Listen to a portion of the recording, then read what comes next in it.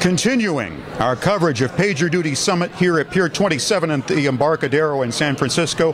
I'm Scott Fulton of the New Stack. My guest joining me here is Dr. Nicole Forsgren, who is CEO and founder of DevOps Research and Assessment, LLC. Now, if you've read the State of the DevOps report every year, and I believe it's come out since 2012. Was that your first one? Since 2012, that's when Puppet started it, but my involvement started in 2014. If you've seen the report and you've seen Puppet's logo alongside DORA and you wondered, who's DORA? Now you know. DORA is DevOps Research and Assessment. And what they do is contribute research and insight to the State of DevOps report. So every year we've got a pretty good handle on how the evolution of the DevOps concept is happening within organizations. So for those folks who may not have seen the report this year, give me an example of maybe 2 or 3 of the key insights. Sure. So this year we extended the report to include a few things. One is the role of leadership and how leadership kind of helps support and amplify the effects of everything else, right? Because we can't do our work without leaders, without managers, without their support. Although historically so many of us have considered DevOps to be a grassroots movement. We also extended our investigation to look at the role of architecture within so many of the technical practices, as well as kind of a handful of other things. But I think those were the 2 biggest extensions that we took this year. Ooh, can I add a third? Okay, this just in, she's adding a third. I'm adding a third. So we've looked for the last 4 years at the role of DevOps in contributing to organizational performance. And by organizational performance, I mean those things that really matter to companies, right? Because DevOps is about delivering value. Mm-hmm. And we've kind of taken a traditional approach to that. Profitability, productivity, market share. But so often people came back to us and they said, but what if I work in government, not-for-profit, some educational institutions, or what if my company is about more than that? This morning Jennifer was on stage and she was talking about how PagerDuty is really interested in contributing to more. Jennifer right? Tejada, the CEO of PagerDuty, who was with us earlier this morning. Yes, and so many companies really have a strong corporate social responsibility bent. And so this year we also added another measure, we investigated another measure of organizational performance, these non-commercial measures, and we wondered, because we're hearing stories about it, but I've got this background in science, and so I want to know if the data supports it. Mm-hmm. Does this ability to develop and deliver software with speed and stability, does technology also help drive these non-commercial measures of organizational performance? And it does.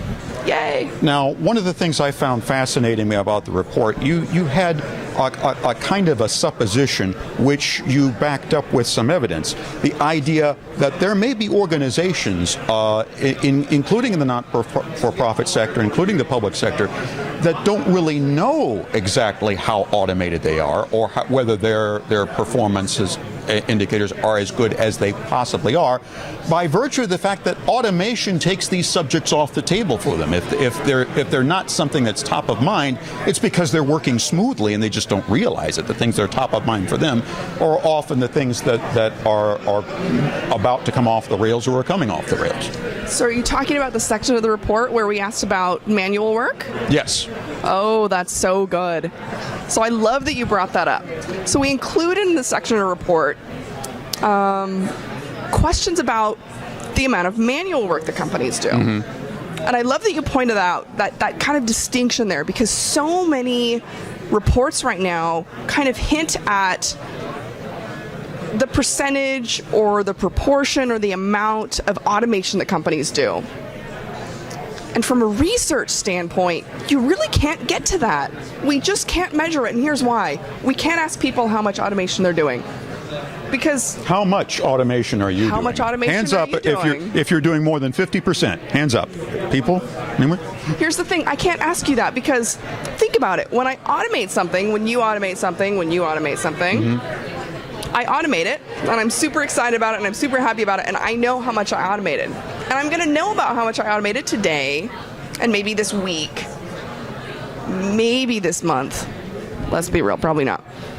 and then it goes away and it disappears into the ether, and then new work bubbles up for me to do.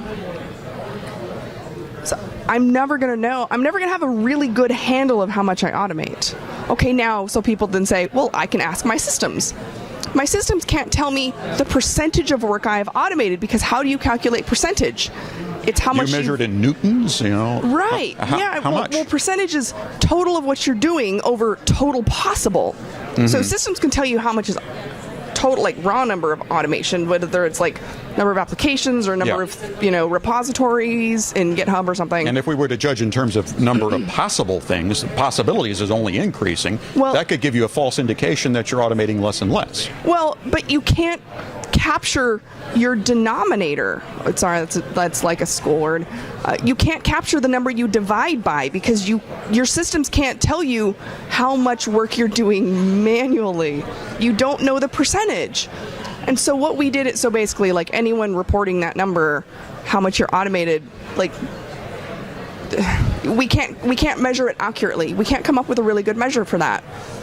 Because, I mean, think about it another way. When we try to estimate transforming old legacy code bases, we're like, yeah, this is how long it's going to take. And then we start undigging this hole and unwinding this amazing ball of yarn, and it just balloons on us because it's so complex and there's so much extra there that we never anticipate, because it's crazy.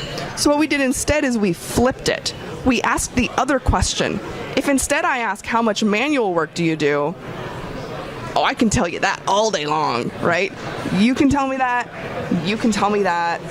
Anyone here can tell you how much manual work I have to do. It's so salient. It's so real for us, because I have to do it every day. I have to do it every week.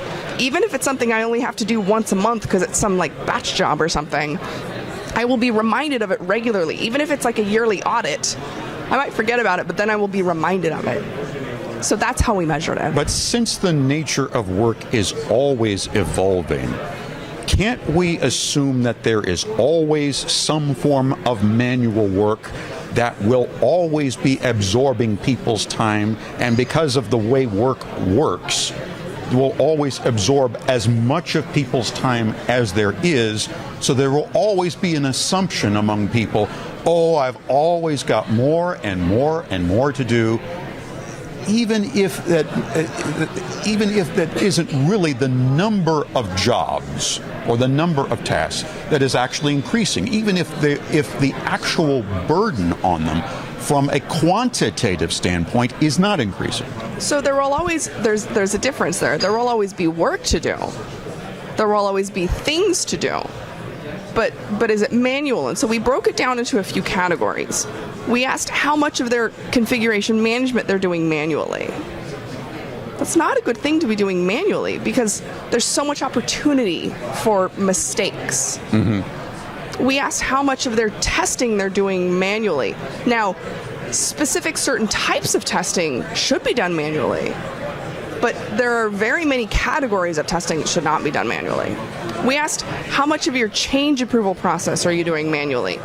Again, much of your change approval process should not be done manually, right? If you take kind of a risk-based approach, normal, boring, everyday changes, we shouldn't be doing manually, right? So we took that kind of approach.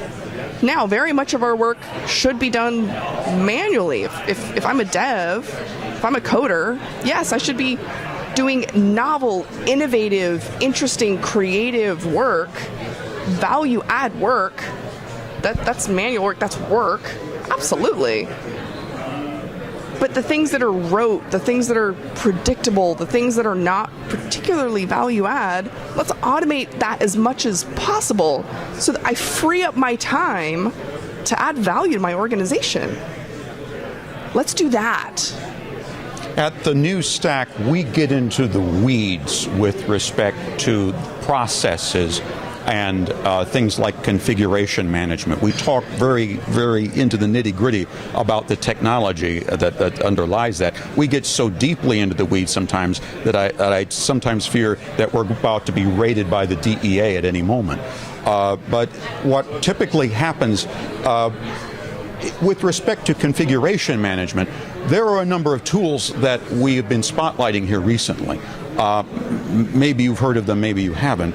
There's something that Pivotal and VMware have been talking about recently with respect to their work on something called Kubo, a way of automating Kubernetes, which is an application deployment platform, so that the configuration management takes place almost as a sort of a bid and ask system, a declarative system where there's a simple ask of please give me this much resources to be able to do this, and those pages upon pages of configuration management get accomplished very much in the background. The ideal being that it takes that task off of people's desk and, as what you're saying, frees people up to do the sort of more creative things that they would like to be doing. So from your vantage point, I would ask, what would they be doing if essentially we've taken configuration management, that very repetitive, very manual labor task,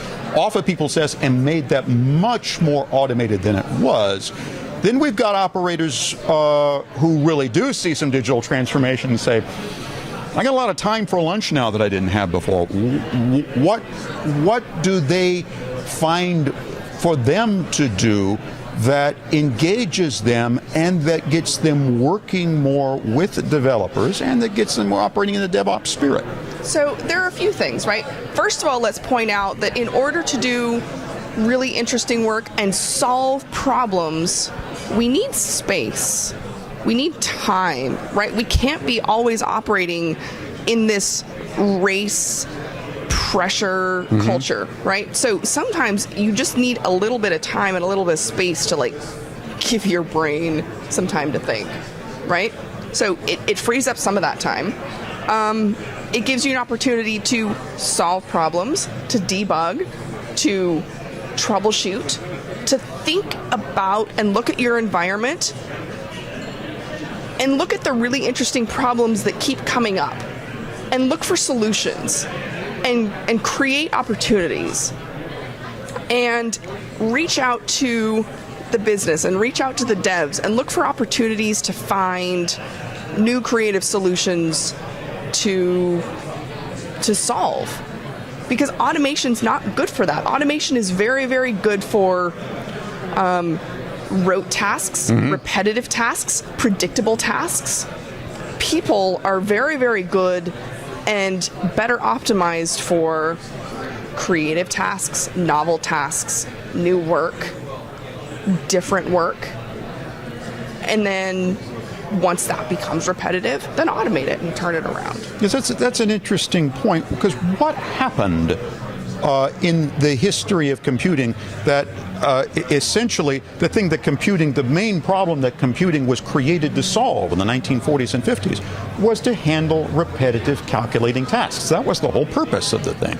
Well, and so we it's ended both up inundating and people. faster. Yeah. We ended up inundating people with configuration tasks that are repetitive and difficult to manage time-wise. Well, and to be fair, the first time and the first couple times and the first few times you do configuration management, particularly on a new system and a new infrastructure, it is novel. Excuse me. It is novel and it is creative and it is challenging. So the first couple times you do it, it should be something that a human does. Until you've come up with something like Kubo that can really figure it out. But writing Kubo was new and novel and creative and interesting. So yes, the first few times you do something, that is a human task. Until it becomes something that is repetitive and predictable and something that you can make boring, so then you automate it. Right? Because the goal is, and I love, so I work with, so DORA is a venture with myself and Gene Kim and Jez Humble, and now Sue Choi has joined the team. And so, I quote them sometimes because I work with them so often. Jez Humble is fond of saying that the goal of continuous delivery is to make all of your deployments as boring as possible. Right? Which is why we're here. Which is why we're here, right? So pushing code shouldn't be heroics and craziness. It should be like a Tuesday afternoon, right? It's just something that you do. which is great because then when it's boring and when it's often and when it's just something that happens all the time, then again, like I said, you free up the time, you free up the headspace, you free up the creativity for people to find something new and novel and interesting. And then they do that new and novel, interesting thing enough times, they figure out how to automate it. So what you're saying, I take it, is that newness and novelty and interest spawn out of new things that are, in effect, seeds for future automatable tasks. Many of them, yes. And also, and it's not just automation for automation's sake.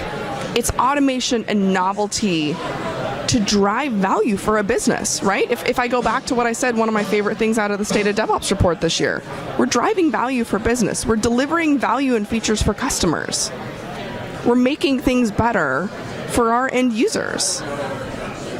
Another technology branch that we talk a lot about in the new stack is something called serverless computing, which I'm sure you've seen a lot about.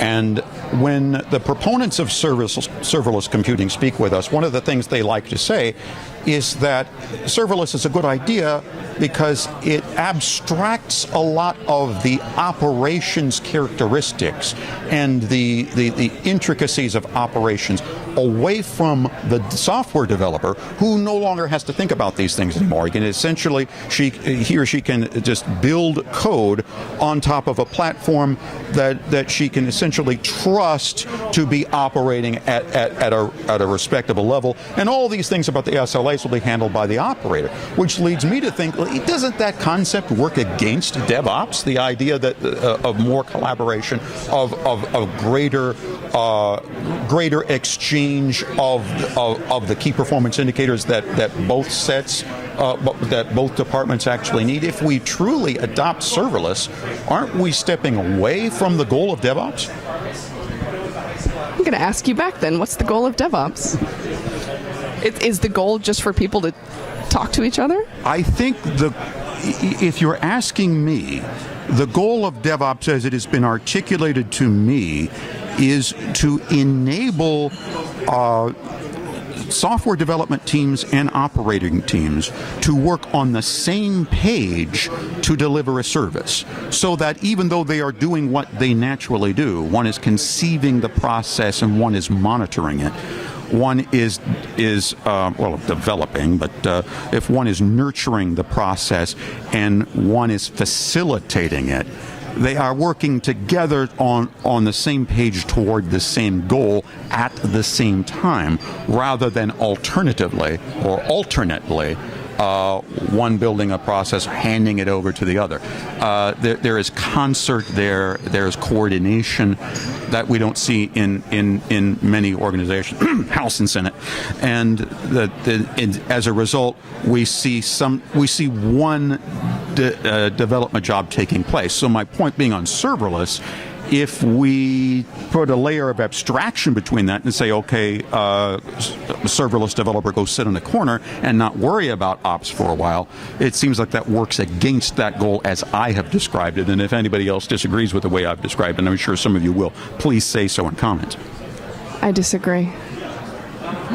I don't think the end goal is to do all of this development work just so that dev and ops can work together.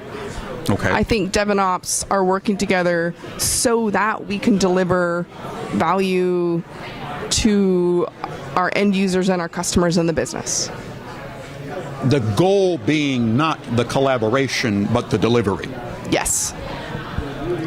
But it takes the collaboration to bring that about. I mean, that is the means to an end. Sure. And if we are creating a technological abstraction in the interest of trying to simplify that task for one part of the group, aren't we separating them? So I'm not going to necessarily agree with the premise that you're removing ops from the equation. Okay. But let's just, for the sake of argument, because this is a fun academic exercise, let's just roll with that and say yes for now. What if it still delivers value to your end users and your customers in the business? Then does it matter? Well, Ops, I love you, and I promise I am not saying that you are not needed in the world of serverless, because that's not the case at all. But roll with me for 2 seconds. There are a lot of folks. If this is the case, and we are still delivering value to end users and customers and the business, then does it matter? I would say yes, it does, and Why? there are a lot of folks in the serverless space who would absolutely argue, and they would point to studies and examples showing that their architecture is delivering value to the customers.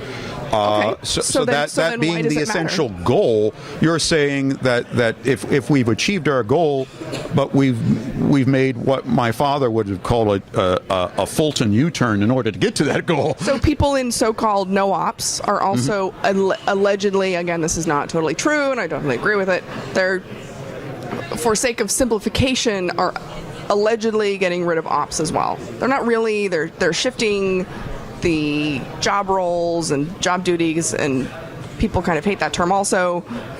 But if you're delivering value, then does it matter? And also, ops is still happening. It's just happening elsewhere.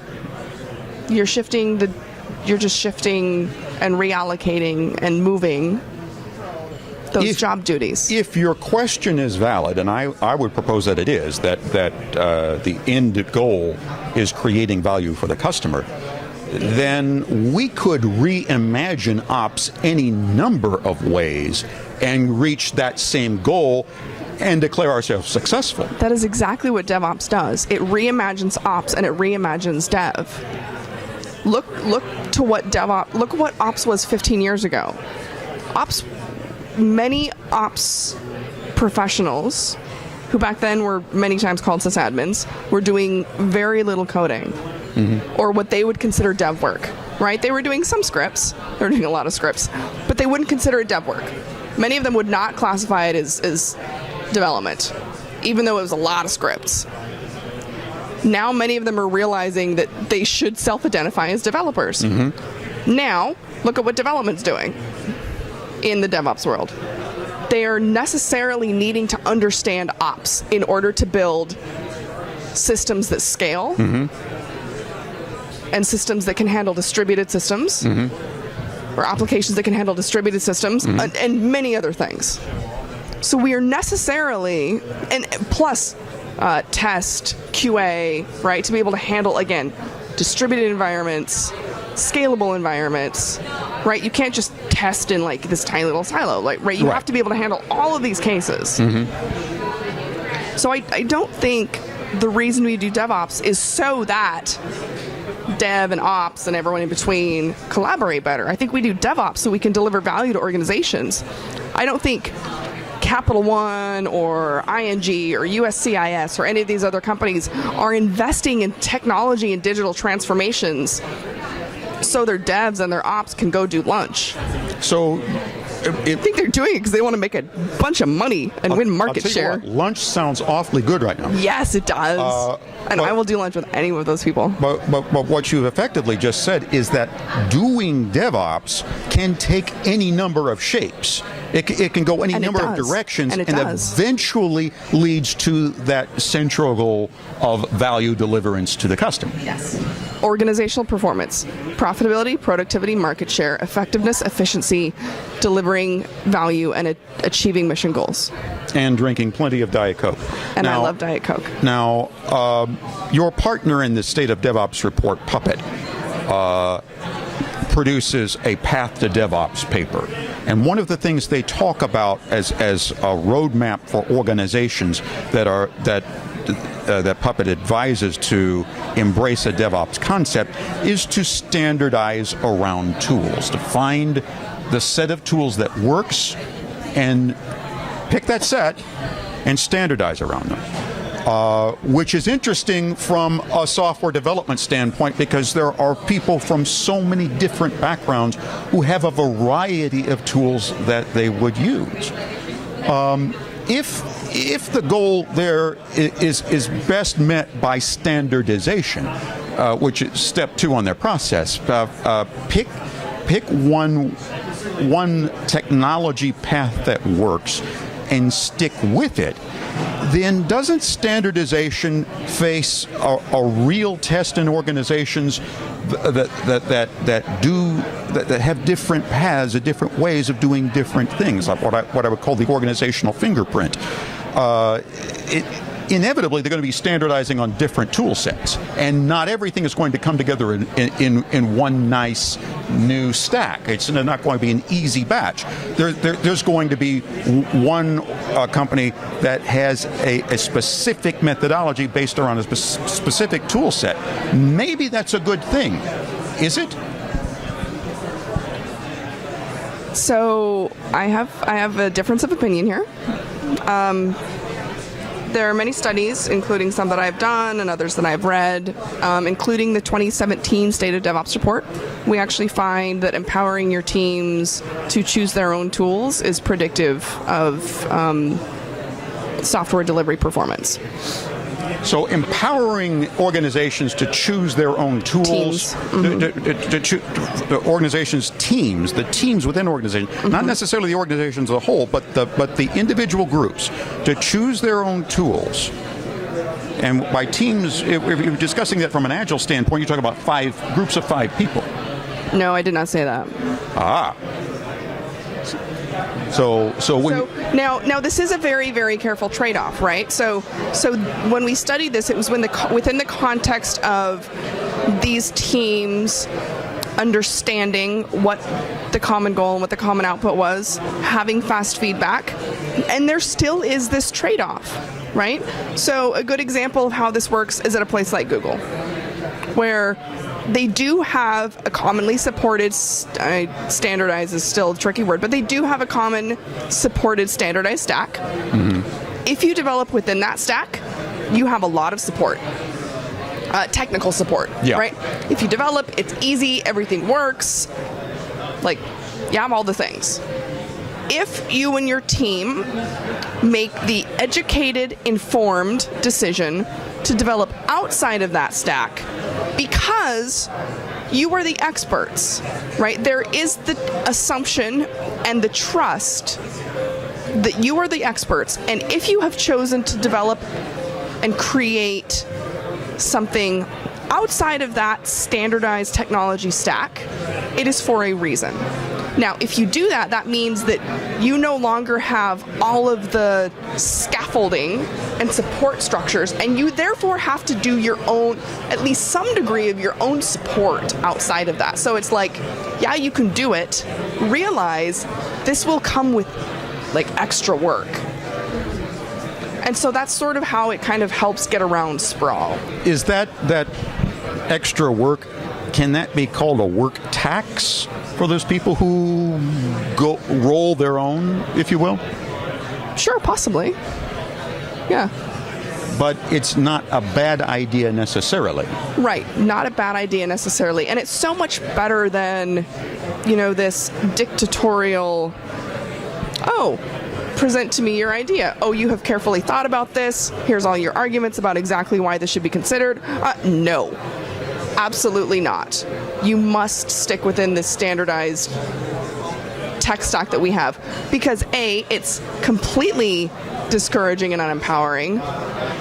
B, standardization is unbelievably slow, right? Like, how hard and how slow and how awful is it to just go through the change approval process? And that's like for one set of changes that maybe like rolled up over 2 or 3 weeks or a month. And then how bad is it when you need to go through and like, how fast is technology changing?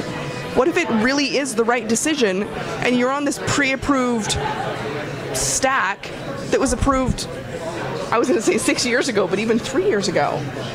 And now everyone needs to do like containerization, Docker, right? And you can't because it's not approved. But what if that really is the right decision? Or what if a team is willing to pay the tax and support it themselves and try it out? Okay, if it's wrong, then they kill it and they go rewrite it and they pay the tax themselves.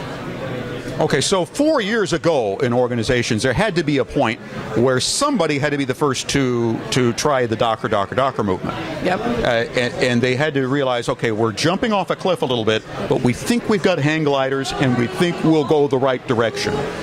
Yep. But that path is absolutely necessary then if we're ever to move forward with a concept that can be standardized in the future. Yes. Like declarative orchestration, like containerization, like serverless architecture. Somebody has to make the leap. Yep. Now, do we decide who that is in advance, or do we just trust people to figure that out for themselves? Trust your teams. I mean, occasionally some people say, oh, we're so worried about resume-driven development. Trust your teams. They are experts. And if an entire team or two teams really want to, they can make the case, they do the research, they say this is appropriate for this new project we are working on. If it's resume-driven development, but they can make the case that this is what's appropriate, and then another team jumps on and another team jumps on, that's going to be amazing resume-driven development if it also delivers value for your customers. We talked a lot about the 2017 State of DevOps report. Where can people go to find it?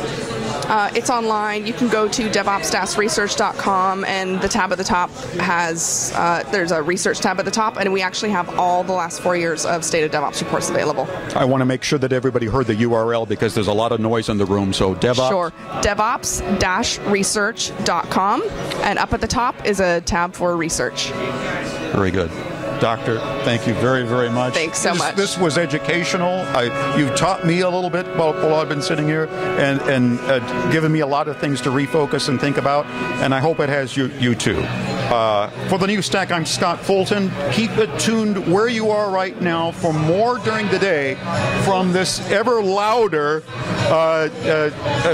PagerDuty Summit here in the Embarcadero in San Francisco. Thank you. We've got a live band.